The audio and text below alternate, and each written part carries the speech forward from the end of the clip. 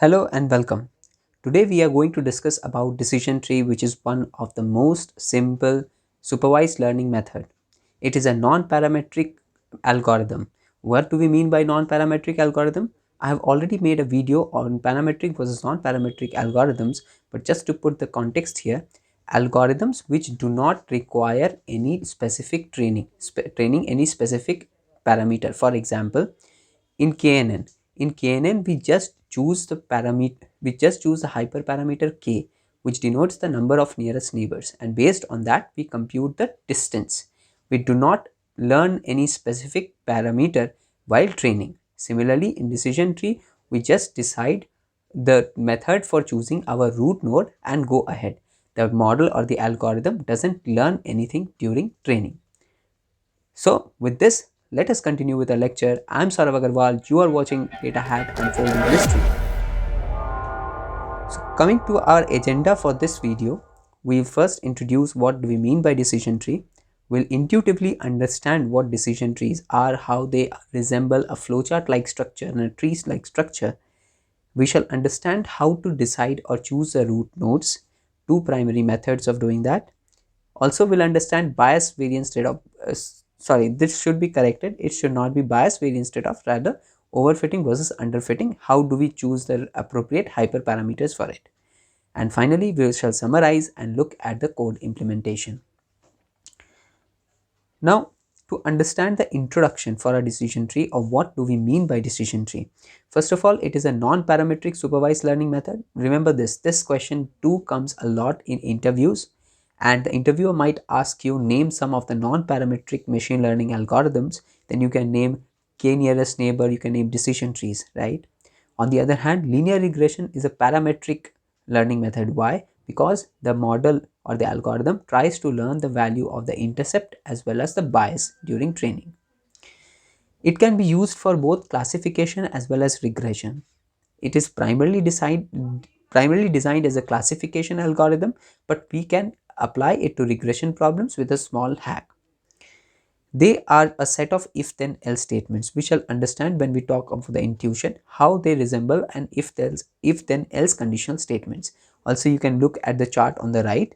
This is what is denoted by a decision tree. Here we have a binary decision tree. You can have an n class or multi-class decision tree as well.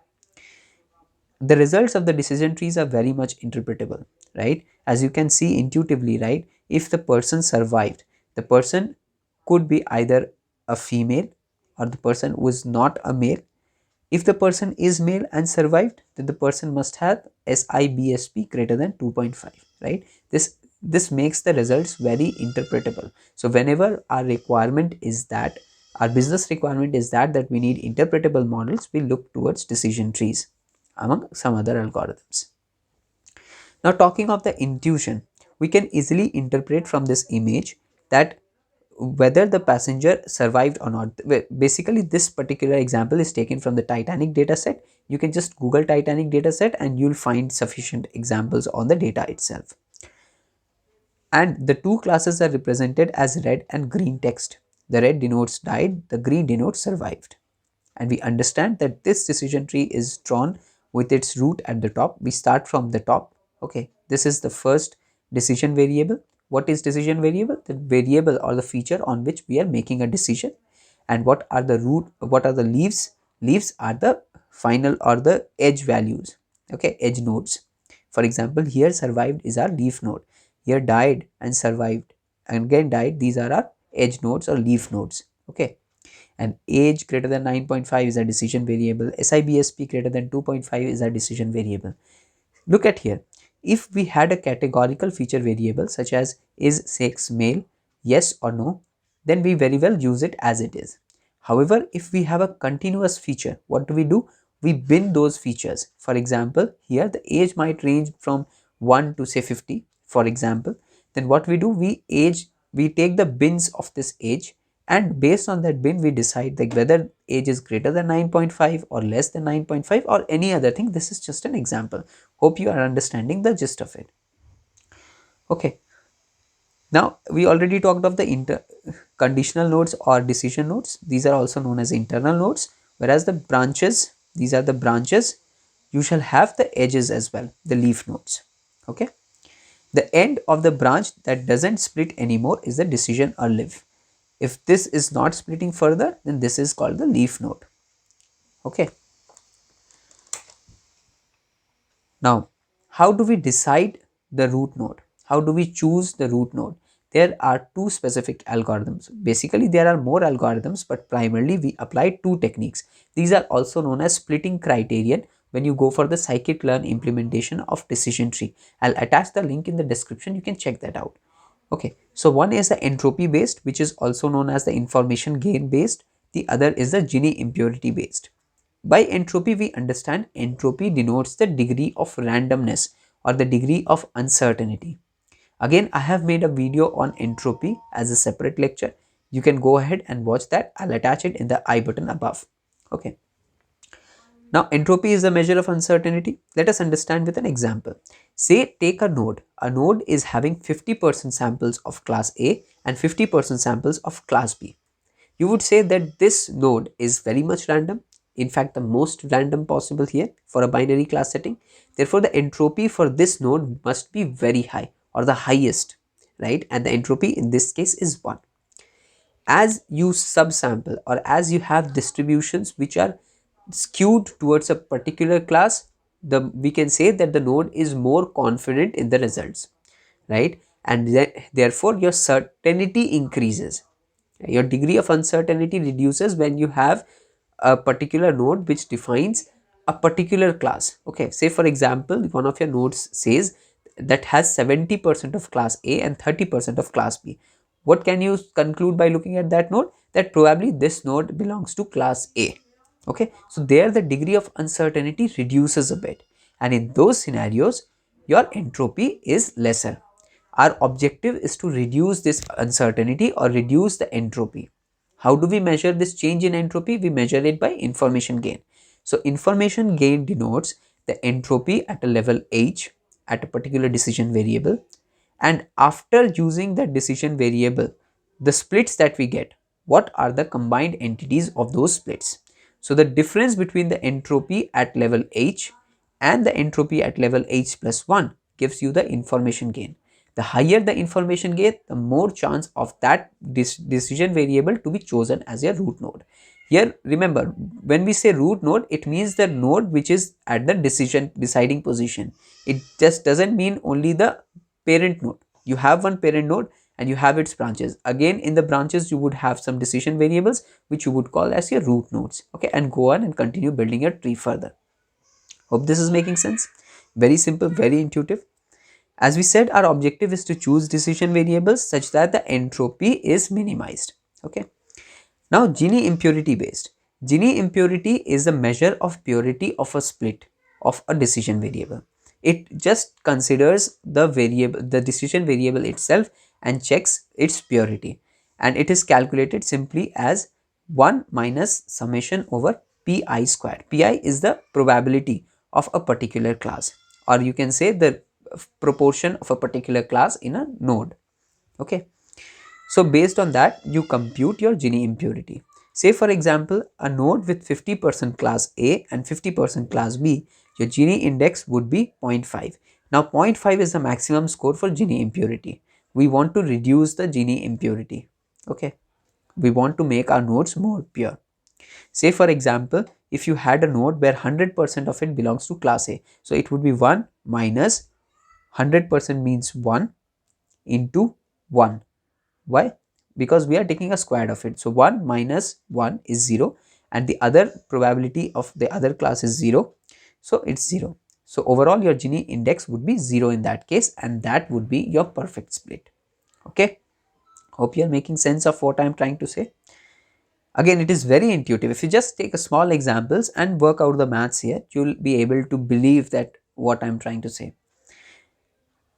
Also, one thing to note here is that entropy based or information gain based deciding the root node is advantageous in a sense that it chooses the most impactful features closer to the parent node or closer to the top of the decision tree, therefore helping you decide therefore helping in the precedence of the feature importance. Okay, we take the feature importance based on the root nodes in the order that they occur. Okay, so this is the advantage of information gain, and we understand how we decide the root nodes. Next, we shall understand the overfitting and underfitting, and primarily we deal with two hyperparameters. Okay, we'll deal with now understanding the two primary hyperparameters that we use in our decision tree implementation. One is the depth of the tree, denoted by max depth in your scikit-learn implementation. The other is the min sample split. Okay, let us understand each of them one by one. By the depth of the tree, we mean how far or how deeper that we want to go into our decision tree. What do we mean by it? Like, for example, you choose 5 decision variables. That would give you a certain depth for the decision tree. Now you decide you want to choose 10 feature variables, depending that you should have 10 features in your data set. Okay. Now, as you go deeper into your decision tree, your model becomes more and more complex. And with complexity, you know that what increases? The overfitting of the model increases. The chances to overfit increases. Also, on the other hand, if you have a shallower tree, you would face the challenges of underfitting. Again, for this, I have created a separate video which you can go and check in the detail. I'll attach the link for this in the I button above. Okay. Now, min sample split. Min sample split denotes like how many samples that you should have in a particular node in order to go for the splitting of this node. If you have less samples than that, say for example, you consider that min sample split is 100. Now, if you have less than 100 samples in a particular node, that would be treated as your leaf node. If you have more than 100, only then that node will be further splitted. Again, min sample split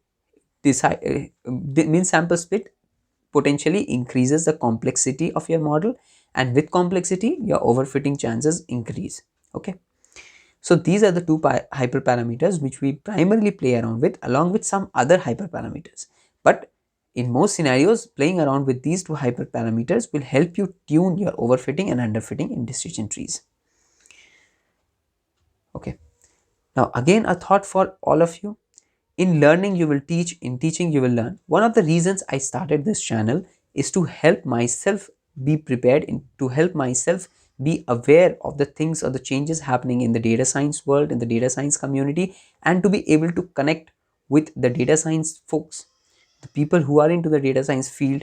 And also, one of the challenges that I faced during my journey of learning data science was to have an appropriate guide, was to have a kind of mentor who would be your senior, who would be your kind of elder brother to you, right? So looking at that aspect, I decided to go on with this channel, and with your love and support, definitely we shall go a long way.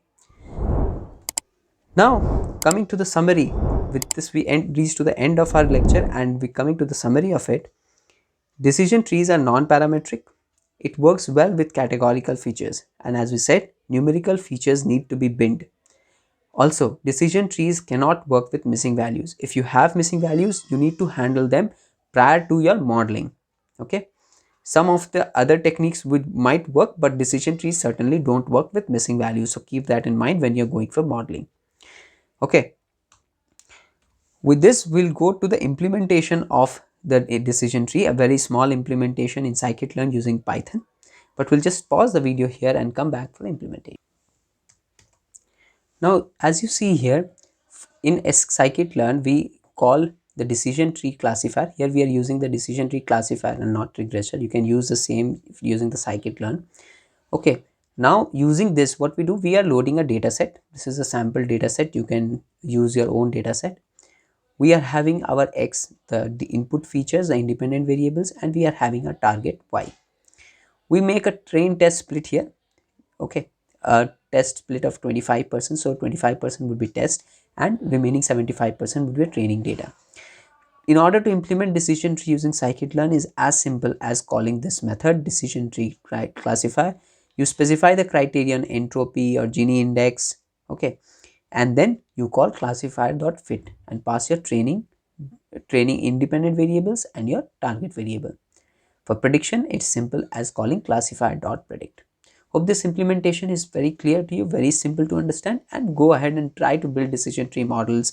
Try to work around with different data sets from Kaggle and see how decision tree plays wonders for you.